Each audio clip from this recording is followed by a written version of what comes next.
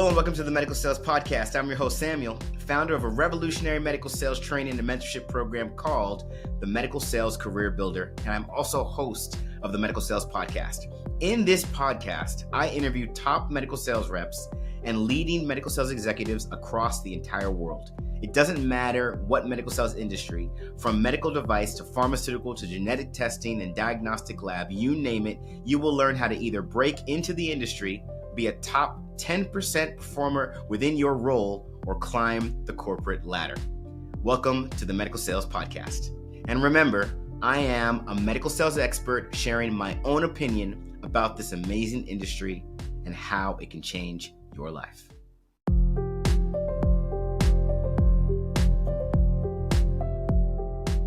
So Logan, how are we doing today? Good. Samuel, how are you doing? I am fantastic. Logan, tell us a little bit about you, where you came from, where you started, and how you got to this wonderful space.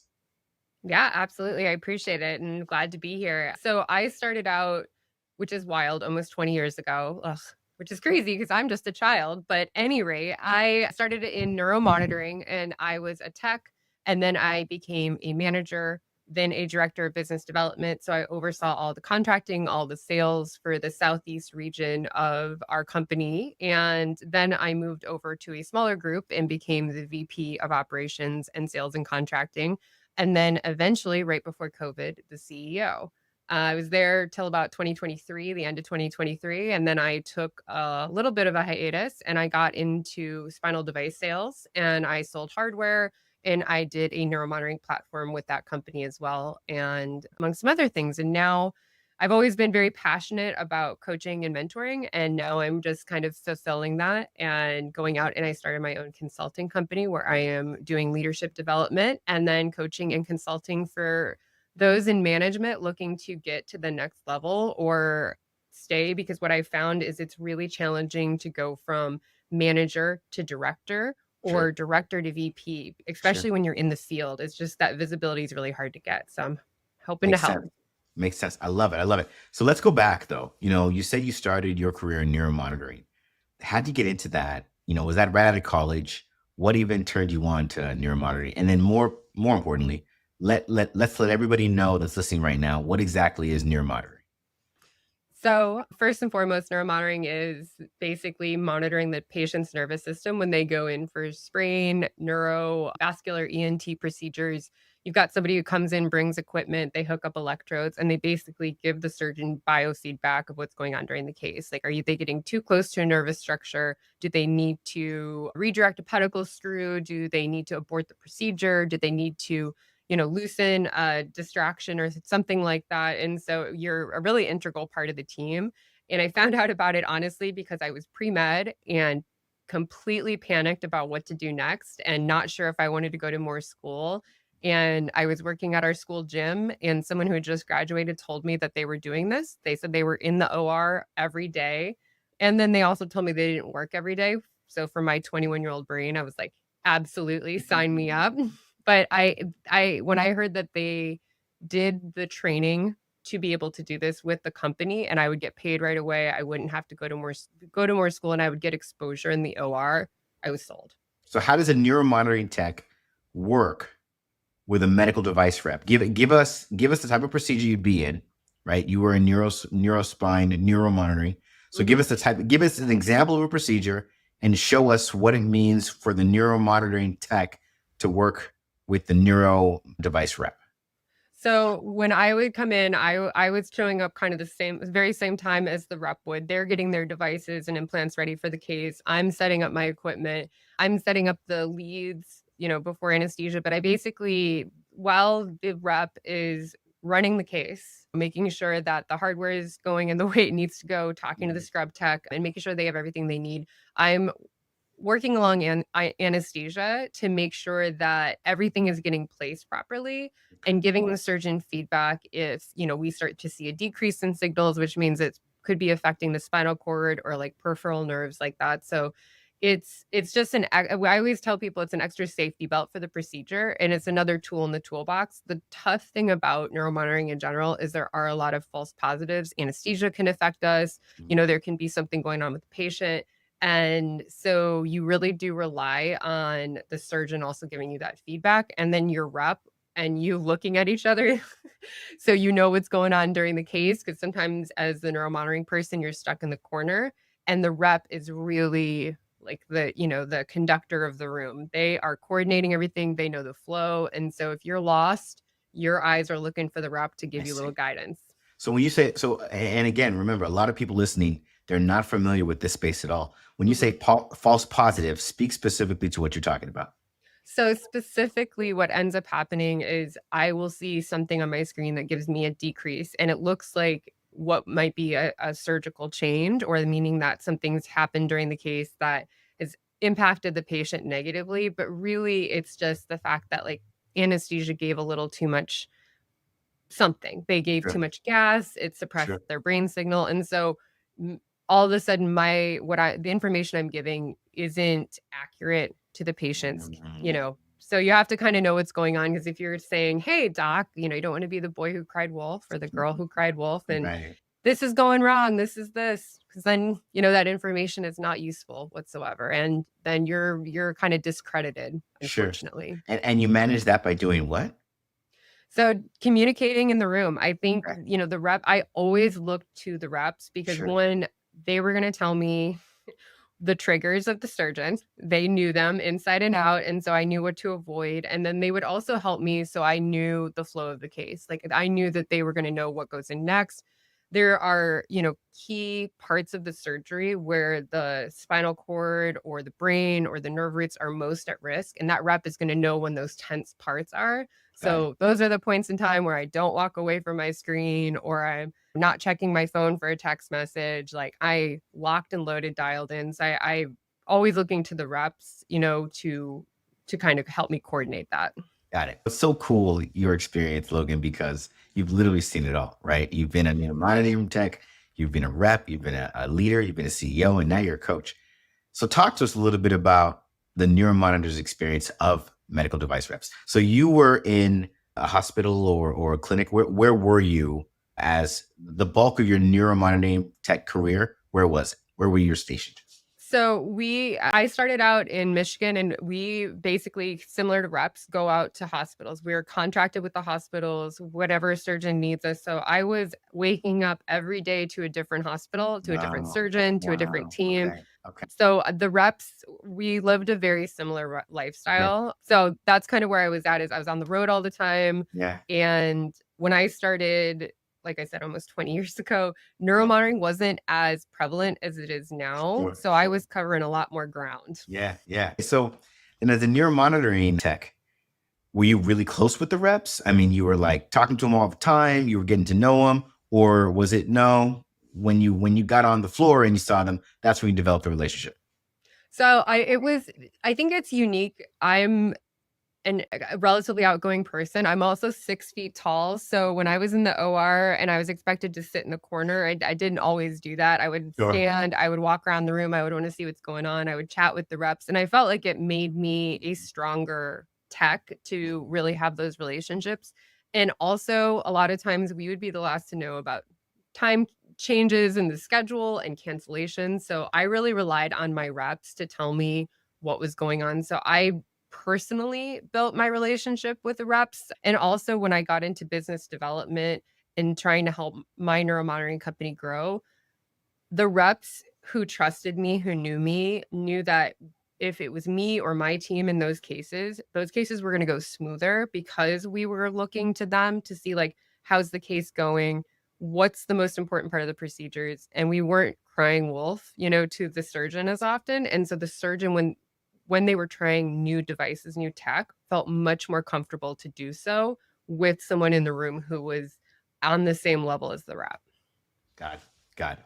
Okay. So talk to us about, from your perspective, what did you notice the best reps did from the reps that, for lack of a better way of saying it, weren't as hot? Actually, you know what? Tell us, what does good look like from your vantage point as when you were a neuromonitoring tech? What did a good rep look like versus a rep that's not doing as hot? Yeah. What's the juxtaposition there? I will tell you, I mean, I've seen some cases go sideways really fast, and those are always the toughest moments when you see the rep that like doesn't know what they're doing and loses their confidence and honestly kind of throws the scrub tech under the bus or anything like that. That to me is what makes a rep get kicked out of an OR. That That's the rep happens. you never want to work with. That's the opposite of good. What I've seen in the really successful reps is they know how to navigate the surgeon. They know what to say, what not to say. They never take it to heart when they get yelled at. You know, if the surgeon, yells at them, they'll be their buddy 2 seconds later and they can take the heat Gotcha. and they know what they're talking about. I mean, I think any rep who comes in and is just trying to sell, sell, sell, they're going to get asked to leave because in that patient care space, that's not the space that you want to be selling. You know, if you want to pitch something at the scrub sink or outside of the operating room when the surgeon very literally has their hands inside of a patient, you know, so it's the guys and girls who know how to read the room, know what the surgeon wants, and then, I think they know what they're talking about and they add, they're part of the team. So like they're not throwing the circulator, the scrub tech under the bus. They are taking accountability and that means so much. You know what I mean? Yeah.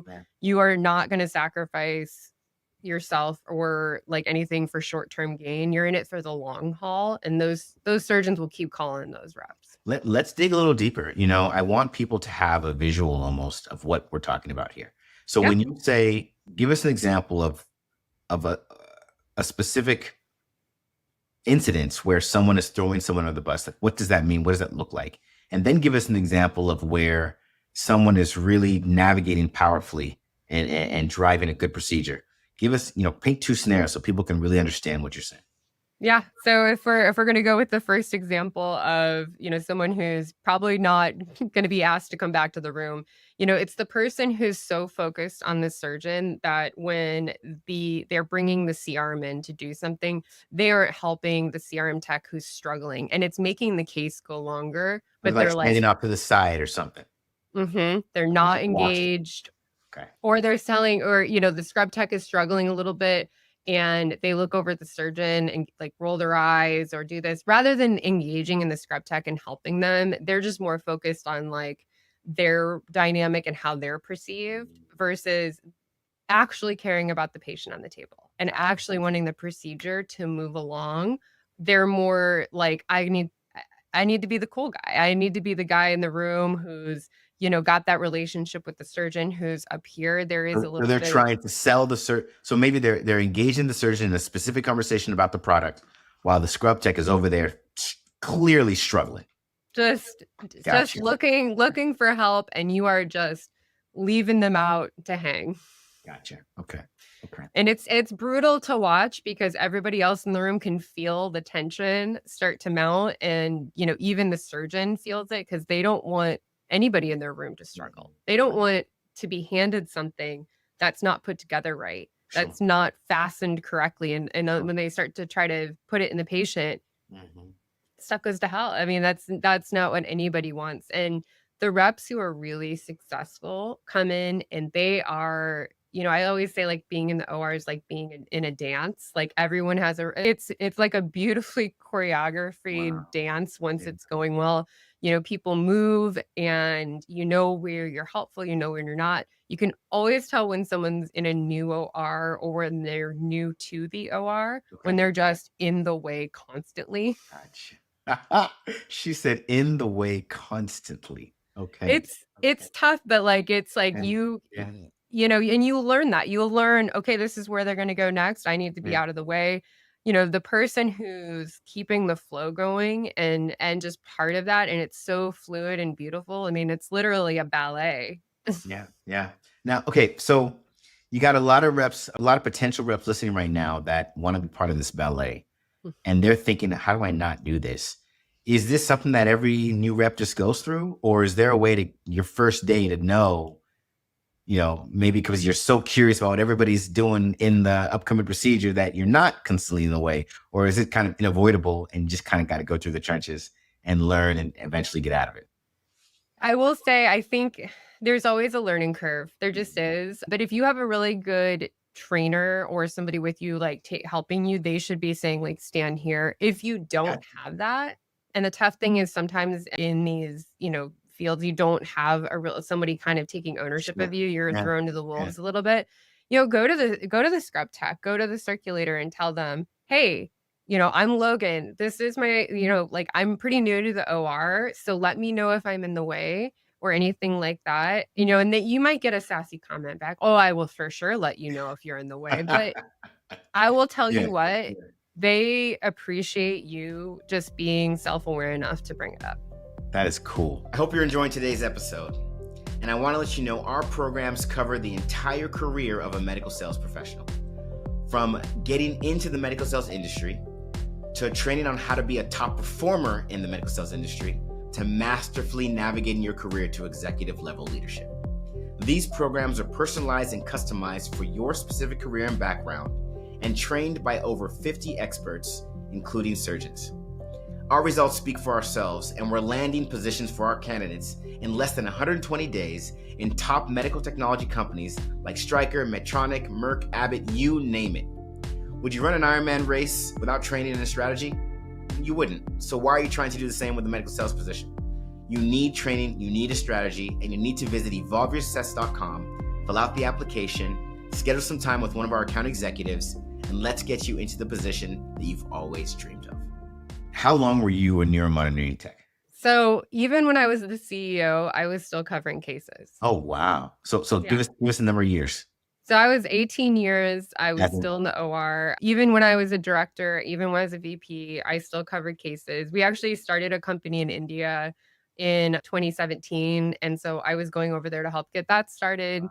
Okay. I'm super passionate about like mission trips and things like that. So I actually am involved in a Nepal Spine Foundation. So I was going to Nepal and covering cases. Okay. Ghana, Barbados. It's, so yeah, I've been in the OR and I've been in the OR in a lot of places too. So talk to us a little bit then. So you're a neuromonitoring tech, you're doing your thing. What was the next level up and how long into your career did that happen? So I was just a tech and I was in the middle of nowhere in one of my territories. I think the closest like coworker I had was 200 miles away, and I was living in Indiana in the time. And I realized no one was seeing me. My surgeons loved me, my hospitals loved me, and that took a little bit for me to win them over. But nobody was seeing that. And I was like, I am never going to grow in this company unless I get some visibility. So I actually went into our CEO's office the next time I was in the corporate, and I sat down and I said, I want to be a manager. What does that look like? How do I get there? And he basically told me I was going to have to relocate, and I was like, sign me up. And then he said, Omaha, Nebraska. And I said, absolutely not. So I was like, let me know if there's a better spot. And eventually I got down to Tampa, Florida, and I got the opportunity to manage.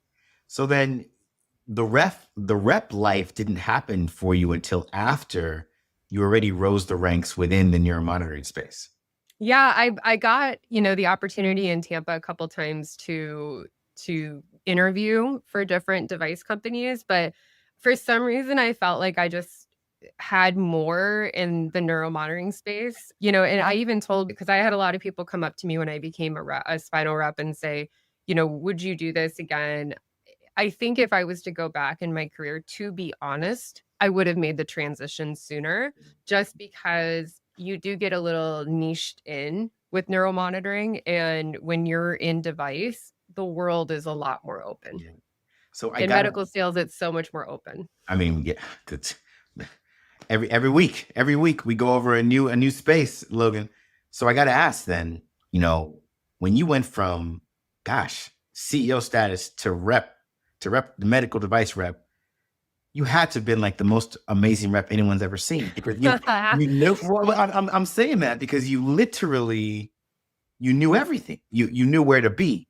You knew how to show up. You knew what drives a good case. You knew what the nuances are when you have your A+ rep versus your A- rep even.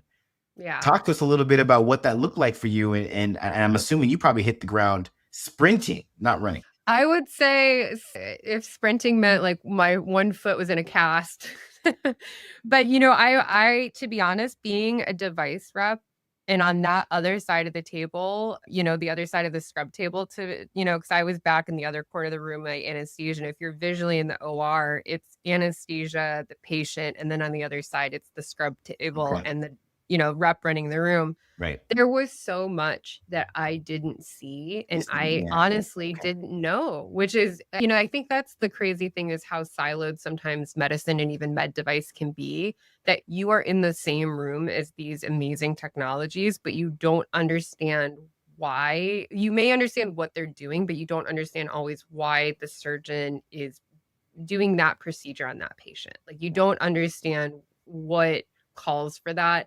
And to be honest, when I started, I didn't know why a surgeon would do an anterior lumbar surgery versus a posterior lumbar surgery on certain levels. And through my experience being a device rep, I got to learn all that. So I learned so much. But yeah, it was a lot easier for me, I think, than most people just starting out because I knew, and not only that, I knew so many people and I was going back into the same hospitals. And so it was a little bit like a homecoming. Oh, wow. Right. Okay. So that must have been cool. That must have It been was cool. cool and humbling because they were like, why are you, why are you doing this? But I told them, I was like, this is, in neuromonitoring, I was the CEO and that was it. And I didn't know what else to do from there, honestly. And so going back and being a device rep, I was just so excited about struggling a little bit in my own way. Like I was excited to be kind of bad at something and then learn how to do it and be exposed to this whole new field. And the guys you brought me on, honestly, were the two best reps that I had seen like Wow. ever in the OR. So I was really excited to learn from them. So then I got to ask, because I guess you're right. CEO, people automatically assume, well, you're CEO, you're making millions of dollars. You're doing this, you're doing that. And now you're going to become. So, what's the reality? Is it that, the money is better no matter how you cut it, even though you were CEO status at this neuromonitoring company and you were doing well enough, the money was still better and the career options were still better on the medical device side? Or was it more about, well, no, the impacts, even though I'm CEO and I have a whole company, the impact I was able to make with having all these customers was better. Talk to us a little bit about what the greener pasture of being a medical rep versus this neuromonitoring CEO. Yeah, absolutely. I mean, you hit the nail on the head. Impact for me is my number one driver. So I'm always looking for the place that I can make more impact. Sure. And I did feel like that was my struggle with being a CEO of a small neuromonitoring company. Yes, I was running a company and doing lots of different things, but was I changing the field? Was I providing impact? And honestly, COVID was such a struggle out in the Pacific Northwest with all the hospital shutdowns. I felt like I was I was dealing with the punches. Like I was just taking a gut punch every 6 months with COVID. And so I needed a little bit of a break. And I knew that med device I would be able to meet more people. I would be able to offer more solutions to my surgeons. And that was pretty exciting because, I was in the space of telling them when they screwed up or when there's a problem. And being in med device, you get to offer a solution.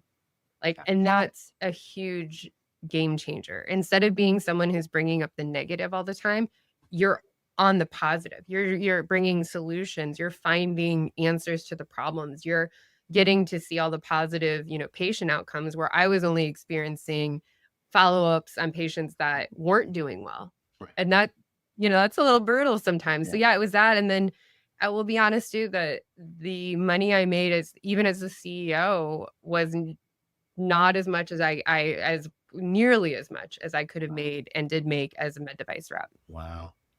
There it is, folks. I mean, that's real, right? We're talking real things here. So, okay. So you're a med device rep, you're learning, you're also, I'll never walk away from, you have a big advantage because of what you've been doing for the last more than a decade. I mean, your advantage must have been noticed by enough people in every clinic and every hospital you walked into. Take us back to people that you coach. What happened in your career that then went from, okay, I've been CEO, I'm now a device rep, but I'm seeing a need here with people that are in management. I'm seeing a need. And I love what you said earlier, you don't just deal with people that want to be managers. You deal with people that are managers and want to be higher, right? So second, they want to go to second line leadership and maybe even third line leadership. Talk to us about what happened that even turned this desire to help on. So, to be honest, when I was so excited to be a manager when I became one, and I got that opportunity, and I had this amazing, really young team in Tampa. And I remember going to our HR department and being like, okay, what now? Like, where's the playbook, right? Like, I got all this training on the technical stuff. I got this, like an 80-page protocol handbook that I knew to follow. I got nothing as a manager. And I just remember I was drowning. Like, it was some of my like best, happiest times because I had so much fun and we had such an amazing team. But man, I was probably working like 80 to 90 hours. I mean, no joke. I was and then you're also manning the schedule every weekend. So every call that comes your way. And I was running at one point, I was running the west coast of Florida, Tennessee, and Wow. Louisiana.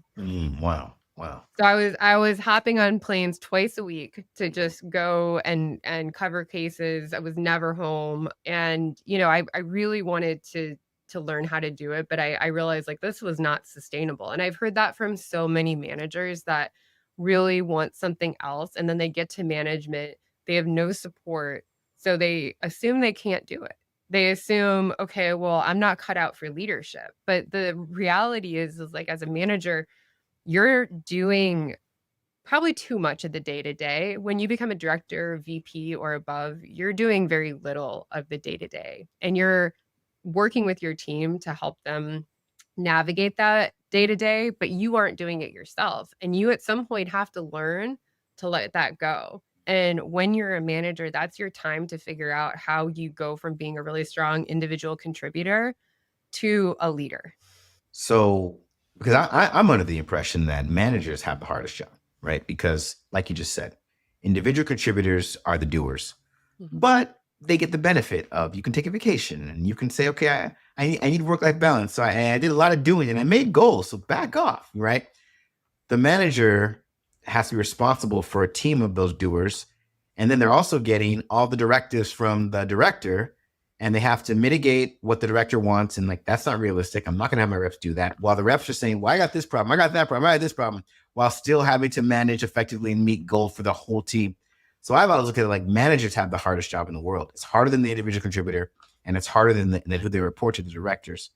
But you're saying to make that mission easier, as a manager, learn to delegate, or you're saying something else? No, yeah, 100%. You have to learn to lift up your team and create a kind of a team of leaders and have them stepping up. Empower them enough to do more on their 100%. own. Yeah.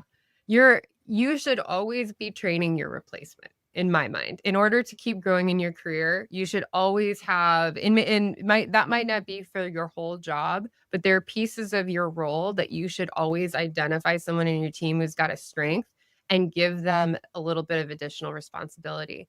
And I think a lot of people are craving that in their job. And a lot of managers are like, well, I don't want to burn my team out. Or worse, they're like, I don't want, I want the visibility on me. I want the boss to know I'm doing everything. Well, if you're working for the right place, they're going to not want you doing everything. They're going to want you lifting your team up. And so, if you're really going to be a healthy manager, creating other good leaders, you give them a little responsibility, you share the wealth, and your team succeeding makes you a successful leader. So then I'm curious, you talk to a lot of managers. Give us the codes here. The top three. What are the top three biggest issues managers have today? That they're just, most managers, if they're struggling with these three things. Yeah. So the first thing is exactly what you mentioned, that Oreo effect of feeling the squeeze from the top to the bottom. 100%. They feel like they are the epitome of middle management, where they're getting directives, they've got a struggling team, but they don't know how to really make impact. And that can be extremely draining. The second thing is work-life balance. I think them feeling like they've got to do it all, and then they're losing out time with their family, their friends, they're not taking care of themselves. That's a huge, huge struggle. And then I think just knowing what's next, I think, is the other thing. Like if they feel like they're struggling in management, they don't know how to get support. Like if they bring that up to their boss, then that's them saying, I don't know how to do my job. I can't do my job. Yeah. Yeah. And that's not true. I think one of the hardest things to do in your career is to ask for help. And the anytime I've asked for help or support and gotten it has been like the biggest game-changing moves in my Wow. career and the Wow. pivots. So with your solution, your coaching company now, tell us a little bit, what are you helping these managers conquer? Yeah. So you and I have talked about this, that the talking to managers and coaching them has not really been a field, honestly, that there's a lot of coaching. When you go VP and above, there's executive coaching, right? That's Tons of programs. Yeah. yeah. But when it comes, you go to like maybe a weekend manager retreat, but not really everybody can come because you got to be on call and everyone's checking their phone. And it's like you spent thousands and thousands of dollars for a pretty like lackluster, Sure. maybe trust falls and stuff. But my hope is to do one-on-one coaching, and then I want to build out group coaching. I think that we've seen too is like supporting other people in this space is huge. I think learning from other people's problems, because sometimes you don't know what you're even going to deal with yet. I think that's been the good and bad about management is there's always a new people problem. Like there's always a new type of person and a new type of problem that I've never dealt with before. I have not dealt with every single problem and every single dynamic out there, but you get enough people and you get kind of a brain trust together and you talk about things. And I think that's been a challenge for people to open up and feel like they can talk about issues they've dealt with. There's a lot of, well, you don't want to violate like HR and things like that, but you can do it in a way that's not violating somebody's, personnel agreement and something like that, but to be helpful and be a resource. You said something that I think is key. And even for managers listening to this right now, that are like, my Logan is speaking my language. Where do I find her contact information? You said, but I'm a manager. I'm busy. I got to deal with the top. I got to deal with the bottom. I don't have time. What do you say to that manager? That manager says, Logan, I love what you're saying. I even think you could help me, but I don't have time. I think you got to prioritize. I mean, I think at the end of the day, if you don't feel like you have the time, it's just like anything else. It's like your health, right? If you're like, I don't have time to work out, I don't have time to eat healthy, then you're going to get sick. And then life has a way of forcing it on you. Like I always say, like the universe whispers until it screams. Ooh, I like that. I'm stealing that. The universe. Ooh, that. I'm telling you now, I'm stealing that. The universe. Yeah, I'm pretty sure cool. Oprah said it, so you can steal all day long. Okay. But yeah, I mean, and to me, that means something, you need something, but you ignore it until it becomes unignorable, until something just it manifests in your life in such a big way that you're like, ah. For some reason, I think some people think, oh, it's too late. Well, I've been a manager for 3 years. Now it's too late to figure out how to get leadership training. And it's like, that is so backwards. That is backwards. That is very backwards. Yeah.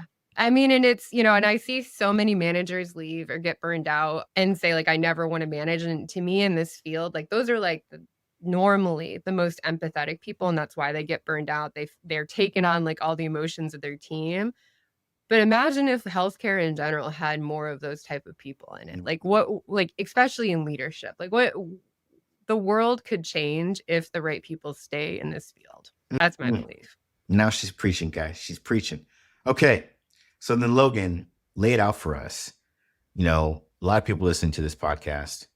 Who are we talking to? Describe the kind of person that should be giving you a call, looking up on LinkedIn, trying to get access to you because you finally have a solution for them.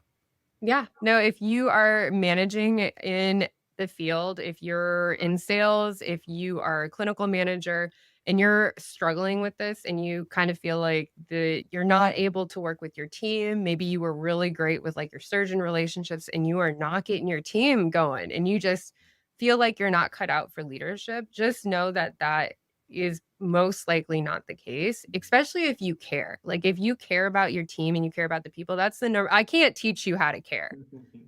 And you can't pretend either, because people will sniff that stuff out. If Facts. you like don't like your team and you think, oh, I'm faking it pretty good, you're not.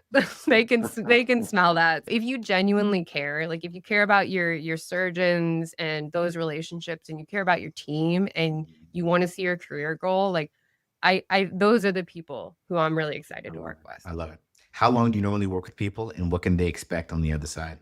Yeah, so normally I do about 8 sessions with them, and what I do, because we work in this crazy field, is we schedule it week by week and every other week. So I normally give it at least 3 months of time, and we can kind of go as much as they'd like or as little as they like, but I'm very flexible, I guess, as far as like the bookings and things like that, because I understand setting something in stone with working in the OR doesn't always work. My goal is, however, by the end of it, they will be able to carve out that time. And that is a huge difference maker, is to be able to own your schedule, especially for somebody who goes in the OR every single day or manages people. You have to learn to control your time and get a little bit of that back, because if you can't do it for yourself, how are you going to do it for your team? And if you can't control your time, how can you control your energy and where you're spending your time developing yourself? So that is my main goal, is to work with them. I think most people have similar problems, but in the beginning, I think they feel like, well, I have this unique situation. To be honest, I think most people's problems are like having difficult conversations. Yeah. And then also just bringing things up soon enough. Like, I think those things, and then delegating, and we build off of that. So by the end, you have systems that you can kind of rely on, and you build off of those systems into something that's like, you can flywheel, you can keep it as you grow. When you become a director, when you become a VP, those systems become habits. Let's go. Last thing I want to know. So, what's the biggest success you've seen in this space, where someone was doing it one way and then they got your coaching or they got something and you got to see them operate, and now they're just having a completely different level of impact? Yeah. So I still distinctly remember talking to this person who was a really good technical like supervisor, really bright, and he would get really frustrated with his team and honestly even other people in the company, because he felt like no one was at his level. Sure. And we worked together, and I was like, hey, nobody is trying to be bad at their jobs. And like, for some reason, that didn't occur to him. I get it. Okay. So, because, it's like they're a high achiever, they're thinking at that level, but like the reality is no one shows up for work like, well, let's see how I can screw this up today. That is very real. Yeah, you're right. Yeah. So I think assuming good intention, assuming that people want to do well, is a differentiator. And that can be a huge mindset shift to go from making you like the taskmaster and like the whip behind somebody to the person who's like holding their hand out to help lead them. I love it. Logan, this was fantastic. Where can people find you? So I'm on LinkedIn. You just go at Logan McKnight on LinkedIn. And then I've got Goodnight Consulting. And so it's goodnightconsulting.net is my website if you guys want to check it out. But I'm posting stuff on LinkedIn weekly that I hope you guys find helpful. And I'll be launching a webinar in a few weeks too, which I'll post on my LinkedIn, and you guys can check that out. Absolutely. And those of you that are in our EYS school community in Med Sales Match, Logan is there. She has her own page for neuro spine medical device sales. So make sure you check it out. And if you want, you can get everything that Logan's talking about there, and you can even get time with her with the link she has there on that page. Logan, we got one more thing to do today. Are you ready? I'm ready. This is called the lightning round. I'm going to be asking you 4 questions. You have less than 10 seconds to answer. Here we go. First question is, what is the best book you've read in the last 6 months? Ooh, I would say Likeable Badass. That was a really good book. Well, that just sounds interesting. What is the best TV show or movie you've seen in the last 6 months? Oh my gosh, have I seen a TV show or movie? It's funny. I think we wanted to go see the Jurassic Park, the like new Jurassic Park movie. Oh, yeah, and so yeah. we watched one of the older ones, and Okay, it's not okay. new. I still love that though. That's cool. Very cool. All right. And then what is the best meal you've had in the last 6 months? We want the restaurant. We want the location. And if you want, you can give us the actual, like the name of the meal. I love going to Ascent Bar in Bellevue. It's got a really beautiful skyline out in Seattle, and they just have a really great happy hour. I would Ascent Bar. yeah, I'll make It'll sure be in I'm the show notes. It'll be in the show notes, but it's yeah, pronounced Ascent Bar. Okay, very cool. yes. All right. Last but not least, what is the best experience you've had in the last 6 months? I mean, honestly, I think building this, like talking to people, like before I pulled the trigger, I'm a member of Stripes group, which is Women in Medical Tech. And like Wow. they have a mentorship program. They have a Wow. group to help other women. That group has been amazing. Honestly, it's also how I met you, Samuel. So like Yes. the connections mean everything. I think that's been the biggest life-changing experience is just putting myself out there. And that was what I was most apprehensive about. It's I'm so glad I did it. And for anyone who's like nervous about posting or creating a personal brand on LinkedIn, just do it. Do it. Just Let's get over go. it. Just go. Let's go. Logan, it was a pleasure. You dropped some real pros for everybody today. Thank you for the time you spent on the Medical Sales Podcast. And we can't wait to see what you're going to go out and continue to do. Yeah. Thanks, Samuel. Have a good day. I hope you enjoyed today's episode. And remember, I have a customized and personalized program that gets you into the medical technology industry as a sales professional or any type of role for that matter. Become a top performer in your position and masterfully navigate your career to executive level leadership. Check out these programs and learn more at evolvesuccess.com by visiting our site, filling out an application, schedule some time with one of our account executives, and allowing us to get you where you need to be. Stay tuned for more awesome content with amazing interviews on the Medical Sales Podcast.